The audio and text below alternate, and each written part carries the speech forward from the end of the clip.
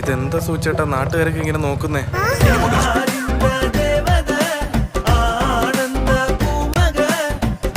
Hello, ഇന്ന് നമ്മളൊരു dinner ഉണ്ടാക്കാൻ പോവുകയാണ് കേട്ടോ. അച്ഛനമ്മയ്ക്കും വേണ്ടിയിട്ടാണ് പ്രത്യേകിച്ച്. കാരണം നമ്മളവർ റെയിൽവേ സ്റ്റേഷനിൽ മീറ്റ് ചെയ്യാൻ പോവുകയാണ്. അവർ ഒരു കല്യാണത്തിൻ്റെ ഭാഗമായിട്ട് ചെന്നൈക്ക് പോവുകയാണ്. അപ്പോൾ വിചാരിച്ചു നമുക്കൊരു ഡിന്നറൊക്കെ സെറ്റ് ചെയ്ത് അവർക്ക് കൊണ്ടുപോയി കൊടുത്താലോ എന്നുള്ളത്. അവരെ കാണാനും യാത്ര അയക്കാനുമാണ് പോകുന്നത്. അപ്പോൾ കൂടെ ഡിന്നർ കൂടി ഉൾപ്പെടുത്തിയെന്നുള്ളൂ കേട്ടോ. അവർ മണ്ണാർക്കാട്ടിൽ നിന്നാണ് വരുന്നത്. ട്രെയിൻ 10 മണിക്കാണ്. അപ്പോൾ അവരൊരു 7 മണി ആ ഒരു ടൈമിലൊക്കെ അവിടെ നിന്ന് ഇറങ്ങി. ഇവിടെ എത്തുമ്പോൾ ഏകദേശം ഒരു 9 മണിയൊക്കെ ആവും. കാരണം അച്ഛനമ്മ ഒറ്റയ്ക്കല്ല, ഒരുപാട് പേര് കൂടെ ഉണ്ട് കേട്ടോ. അപ്പോൾ വിശേഷങ്ങളൊക്കെ പറയാം. നമുക്ക് ആദ്യം ഡിന്നർ ഉണ്ടാക്കാം. ആദ്യം തന്നെ ഗോതമ്പ് മാവൊക്കെ കുഴച്ച് വെച്ചിട്ടുണ്ടായിരുന്നു. ചപ്പാത്തി എഗ് റോസ്റ്റാണ് കേട്ടോ ഉണ്ടാക്കുന്നത്. മുട്ട പുഴുങ്ങിയെടുക്കാനായിട്ട് കുറച്ച് വെള്ളം ഉപ്പൊക്കെ ചേർത്ത് അടുപ്പിൽ വെച്ച് നമുക്ക് കറിക്കുള്ള ബാക്കി പരിപാടികളൊക്കെ ചെയ്യണം. പെട്ടെന്ന് വഴറ്റിയെടുക്കാനൊക്കെ ആയിട്ട് ഇതൊരു സൂപ്പർ സാധനമാണ്. എനിക്കത്രേ പറയുള്ളൂ. ഒരു മസ്റ്റ് ഹാവ് ആയിട്ടൊരു ഐറ്റമാണ് കേട്ടോ ഇത്.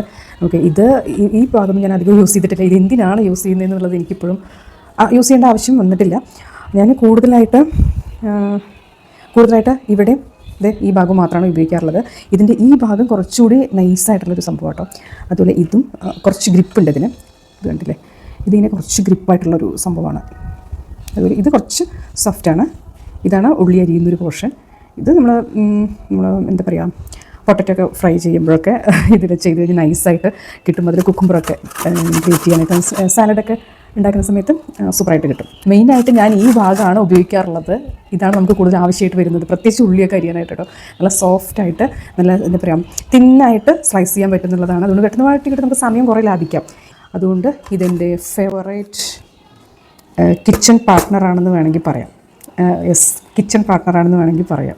ഉള്ളി ഇതുപോലെ വളരെ തിന്നായിട്ട് കിട്ടും. ചെറുതായിട്ടാണ് നമുക്കിത് സ്ലൈസ് ചെയ്ത് കിട്ടുന്നത്. അതുപോലെ തന്നെ ജിഞ്ചർ ഗാർലിക് പേസ്റ്റ് നമ്മൾ ഉണ്ടാക്കി വെച്ചിട്ടുണ്ട്.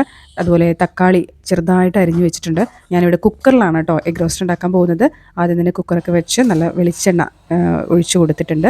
അതിലേക്ക് നമുക്ക് ഉള്ളി അരിഞ്ഞതും പച്ചമുളകും കൂടി ഇട്ട് കൊടുക്കാം. പച്ചമുളക് വെറുതെ നെടുകെ കീറി ഇടുന്നതാണ്. ഉള്ളി നന്നായിട്ട് റോസ്റ്റായിട്ട് വരുന്ന സമയത്ത് ജിഞ്ചർ ഗാർലിക് പേസ്റ്റ് ഇട്ട് കൊടുക്കുന്നുണ്ട്.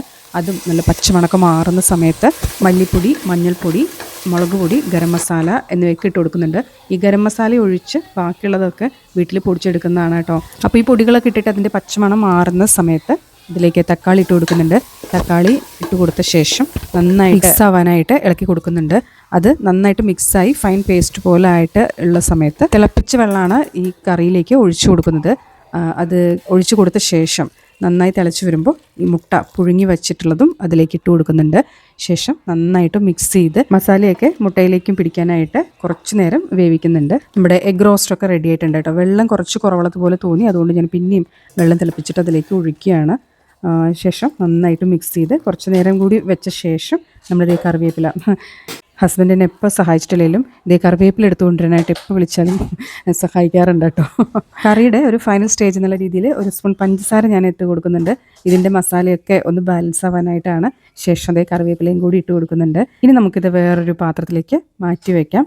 ഞാനിതിവിടെ ഡെക്കറേഷൻ ചെയ്യാനായിട്ട് 2 കറിവേപ്പിലേക്ക് എടുത്തിട്ട് വെക്കുകയായിരുന്നു കേട്ടോ. പക്ഷേ അത് തിരിഞ്ഞു പോയി. കുഴപ്പമില്ല, നമുക്ക് നേരെ വയ്ക്കാം. എന്നാലല്ലേ കാണാനൊരു ലുക്കുള്ളൂ. അതുകൊണ്ടാണ് കേട്ടോ. അപ്പം നമ്മുടെ കറിയൊക്കെ സെറ്റായിട്ടുണ്ട്. ഇനി നമുക്ക് ചപ്പാത്തി ഉണ്ടാക്കണം. വേഗം ചെറുപടിയേന്ന് ചപ്പാത്തി ഉണ്ടാക്കിയെടുക്കാം.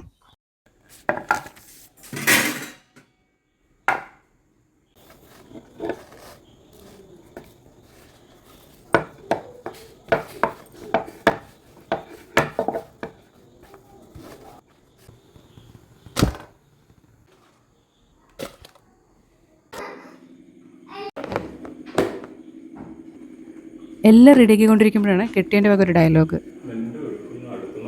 നമുക്ക് വേഗം ഇറങ്ങാം. ഒരു 9 മണിയാകുമ്പോഴേക്കും റെയിൽവേ സ്റ്റേഷനിൽ എത്തുന്ന പറഞ്ഞിട്ടുണ്ടായിരുന്നു കേട്ടോ.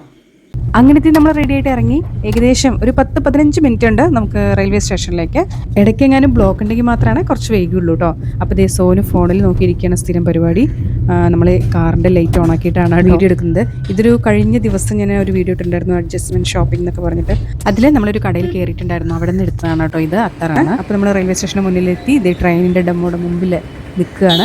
അച്ഛനോട് വിളിച്ചു പറഞ്ഞിട്ടുണ്ടായിരുന്നു ഞങ്ങൾ വരുന്നത് വീഡിയോ എടുക്കണം. കാരണം നമ്മുടെ നാട്ടിൽ നിന്നുള്ള ബസ്സാണല്ലോ. ഇവിടെ കാണുമ്പോൾ നമുക്ക് ഭയങ്കര ഒരു പ്രത്യേക ഒരു സന്തോഷം തോന്നുന്നുണ്ട് കേട്ടോ.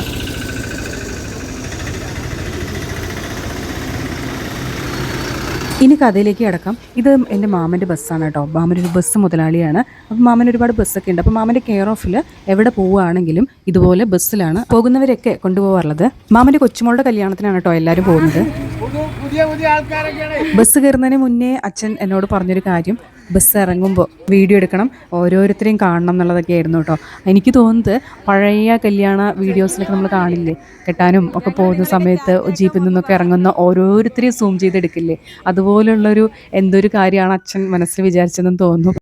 പക്ഷേ ഇത് രാത്രിയല്ലേ, നമുക്കിതിന് ഒരു ലിമിറ്റ് ഉണ്ട്. അപ്പോൾ അവരെല്ലാം മുന്നിൽ നടന്നുകൊണ്ടിരിക്കുകയാണ്. അപ്പോൾ ഞാനും അമ്മ ഒരുപാട് വിശേഷങ്ങളൊക്കെ പറഞ്ഞിട്ട് പുറകെ ഇങ്ങനെ നടന്നു പോവുകയാണ് കേട്ടോ. ഇത് നമ്മൾ റെയിൽവേ സ്റ്റേഷനിലെത്തി. ഒലക്കോട് റെയിൽവേ സ്റ്റേഷന് മുന്നിലുള്ള കാഴ്ചകളാണ് കേട്ടോ ഇതൊക്കെ.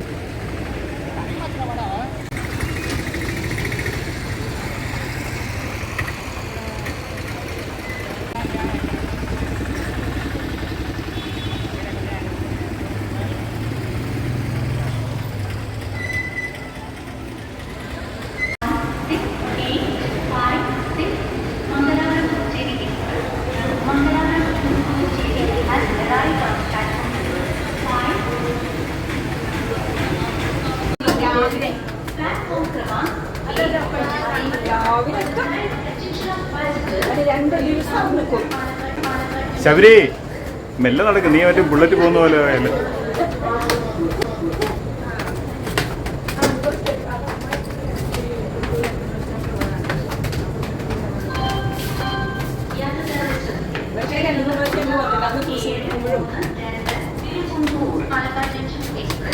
ഒന്നാമത്തെ പ്ലാറ്റ്ഫോമിലേക്ക് അല്പസമയത്തിനുള്ളിൽ എത്തിച്ചേരുന്നതാണ്.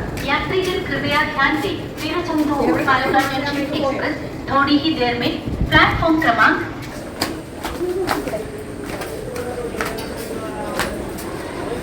9:00 കൂടിയിട്ട് തന്നെ നമ്മൾ പ്ലാറ്റ്ഫോമിൽ എത്തിയിട്ടുണ്ടായിരുന്നു. 10 മണിക്ക് ശേഷമാണ് ട്രെയിൻ ഉള്ളത്. അതുകൊണ്ട് തന്നെ കുറച്ച് സമയമുണ്ടല്ലോ. അപ്പം ഞങ്ങളവിടെ പോയി കുറേ നേരം സംസാരിച്ചിരുന്നു.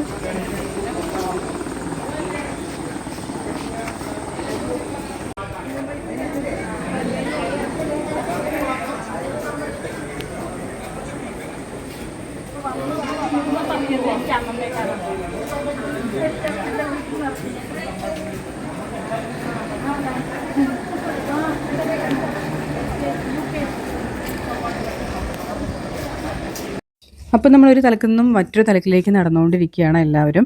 ഇത് ലഗേജൊക്കെ ഞാൻ പിടിച്ചിട്ടുണ്ട് കേട്ടോ. അങ്ങനെ ഏട്ടൻ കയ്യും വീശി നടക്കുന്നത് കണ്ടപ്പോൾ ഏട്ടനൊരു ബാഗ് എടുത്ത് ഞാൻ കൊടുത്തു. അങ്ങനെ ഞങ്ങൾ നടന്ന് ഒരു ഭാഗത്തിരുന്നു. ഭക്ഷണം കഴിക്കണമല്ലോ. അപ്പം ഞാൻ ചപ്പാത്തിയും കറിയൊക്കെ കുറച്ച് എക്സ്ട്രാ എടുത്തിട്ടുണ്ടായിരുന്നു. കൂടെയുള്ള ആർക്കെങ്കിലും വേണമെങ്കിൽ അപ്പം കൊടുക്കാമെന്ന് വിചാരിച്ചിട്ട് എക്സ്ട്രാ എടുത്താണ്. വേണ്ടെങ്കിൽ നമുക്ക് തിരിച്ച് കൊണ്ടുവരാം. അതല്ലെങ്കിൽ അവർ കഴിക്കുകയാണെങ്കിൽ കഴിച്ചോട്ടെ എന്ന് വിചാരിച്ചിട്ട് 2 പ്ലേറ്റ് കൂടി എടുത്തിട്ടുണ്ടായിരുന്നു. വെള്ളം എടുത്തിട്ടുണ്ടായിരുന്നു. അങ്ങനെ എല്ലാവരും ഭക്ഷണമൊക്കെ കഴിച്ച് ഹാപ്പിയായി. എനിക്ക് ഒരുപാട് സന്തോഷമായി കേട്ടോ. വന്നവരിൽ പലർക്കും ഷുഗർ, പ്രഷർ, കൊളസ്ട്രോൾ എന്നൊക്കെ പറഞ്ഞിട്ട് ഒരു മരുന്ന് കഴിച്ചുകൊണ്ടിരിക്കുന്നവരാണ്. അവർക്ക് ഈ ഒരു ടൈമിൽ ഭക്ഷണം കിട്ടുമ്പോൾ അതൊരു ഭയങ്കര സന്തോഷമല്ലേ. അങ്ങനത്തെ കല്യാണക്കാർക്ക് പോകാനുള്ള ട്രെയിൻ വന്നിട്ടുണ്ട്. എല്ലാവരും തിരക്കിട്ട് ബാഗെല്ലാം എടുത്ത് ട്രെയിനിൽ കയറാനുള്ളൊരു തിരക്കിലാണ്. എല്ലാവരും ഭയങ്കര ഹാപ്പി ആയിട്ട് ഒരു നല്ല മൂഡിലാണ് കേട്ടോ. വലിയൊരു യാത്രയൊക്കെ പോണതല്ലേ.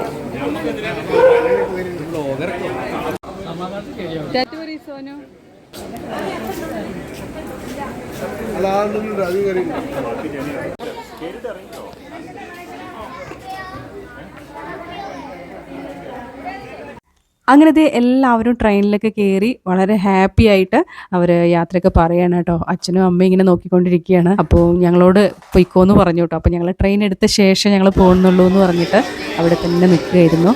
കുറേ നേരം അവരെന്തൊക്കെ ചെയ്യുന്നതെന്നൊക്കെ നോക്കി അവർ തിരക്കൊക്കെ കണ്ട് ഒരു പ്രത്യേക ഫീലായിരുന്നു കേട്ടോ. കാരണം ഈ ഒരു ഓരോ കമ്പാർട്ട്മെൻറ്റിലുള്ളവർ മുഴുവൻ നമ്മുടെ എല്ലാം അറിയുന്ന നമ്മുടെ ഫാമിലിയിലുള്ള ആൾക്കാരാണ്. അങ്ങനെ ഒരു കമ്പാർട്ട്മെൻറ്റ് ഫുള്ളായിട്ട് നമ്മുടെ റിലേറ്റീവ്സ് മാത്രമായിട്ടുള്ളൊരു യാത്ര ഒന്ന് ആലോചിച്ച് നോക്കി, എത്ര ഹാപ്പി ആയിരിക്കും അല്ലേ. അവിടെ എത്തുന്നത് വരെ കഥകളൊക്കെ പറയാനുണ്ടാവും. പക്ഷേ രാത്രിയാണ്, അതുകൊണ്ട് തന്നെ ആർക്കും കഥ പറയുന്നത് പോയിട്ട് എങ്ങനെയെങ്കിലും ഒന്ന് ഉറങ്ങിയാൽ മതി എന്നായിരിക്കും. കാരണം ഇന്നൊരു ട്രിപ്പിന് വേണ്ടിയിട്ട്, ഇന്നത്തെ ഒരു യാത്രയ്ക്ക് വേണ്ടിയിട്ട് അവർ രാവിലെ തുടങ്ങിയിട്ട് പല തിരക്കുകളുണ്ടാവും. അതൊക്കെ മാറ്റി വെച്ചിട്ടാണ് ഈ യാത്രയ്ക്ക് വേണ്ടിയിട്ട് അവർ റെഡി ആയിട്ട് വന്നിട്ടുള്ളത്. അതുകൊണ്ട് തന്നെ രാത്രി ക്ഷീണം ഉണ്ടാവും. അങ്ങനെ എല്ലാവർക്കും ഒരു ഹാപ്പി ജേണി പറഞ്ഞിട്ട് ഞങ്ങൾ അവിടെ നിന്നും ഇറങ്ങി കേട്ടോ. ഇനി ഒരു ഫ്ലാഷ് ബാക്ക് കൂടി പറയാം കേട്ടോ. ഈ ഒരു വീഡിയോ ഒരുപാട് പേരുടെ താല്പര്യപ്രകാരം എടുക്കുന്നൊരു വീഡിയോ ആണ് കേട്ടോ. കാരണം വേറൊന്നുമല്ല, നമ്മുടെ സ്വന്തം റിലേറ്റീവ്സ് ആയിട്ടുള്ള ആൾക്കാർ നമ്മുടെ സ്വന്തം വണ്ടിയിൽ ഒരു ട്രിപ്പ് പോവുക. അവരുടെ യാത്ര കാണാൻ ആഗ്രഹിച്ച ഒരുപാട് പേരുണ്ട്. ഞാനൊരു പേരൊന്നും പറയുന്നില്ല. അപ്പോൾ അവർക്കൊക്കെ വേണ്ടിയിട്ട് ഈ വീഡിയോ ഞാൻ ഡെഡിക്കേറ്റ് ചെയ്യുകയാണ് കേട്ടോ. കുട്ടിക്കാലം മുതലേ അച്ഛനും അമ്മയും പറഞ്ഞു കേട്ടിട്ടുള്ളൊരു കഥയാണ്. മാമൻ്റെ മോൻ്റെ ചോറൂണിന് ഗുരുവായൂർ പോയപ്പോൾ ഇതുപോലെ റിലേറ്റീവ്സിനെ എല്ലാം ഒരുമിച്ച് കൊണ്ടുപോയിട്ടുണ്ടായിരുന്നു എന്നുള്ളത് ഏകദേശം ഒരു 4 പതിറ്റാണ്ട് മുമ്പുള്ള കാര്യമാണ് കേട്ടോ ഇത്. ആ ഒരു കാലത്തൊക്കെ ഇതുപോലെ എല്ലാവരും കൂടിയിട്ടൊരു യാത്ര പോകാന്ന് പറയുന്നത് വളരെ സന്തോഷമുള്ള ഓർമ്മയിൽ നിൽക്കുന്ന ഒരു കാര്യമാണ്. എന്നാൽ വർഷങ്ങൾക്ക് ഇപ്പുറവും ഇതുപോലൊരു യാത്ര റീക്രിയേറ്റ് ചെയ്തിരിക്കുകയാണ്. അങ്ങനെ വർഷങ്ങൾക്ക് ഇപ്പുറവും അതുപോലൊരു യാത്ര കാണാൻ കഴിഞ്ഞ സന്തോഷമാണ് എനിക്ക്. അപ്പം എല്ലാവർക്കും ഈ ഒരു അവസരത്തിൽ ഞാനൊരു ഹാപ്പി ജേർണി ആശംസിക്കുകയാണ് കേട്ടോ. എല്ലാവരും ഹാപ്പി ആയിട്ട് തിരിച്ചു വരട്ടെ.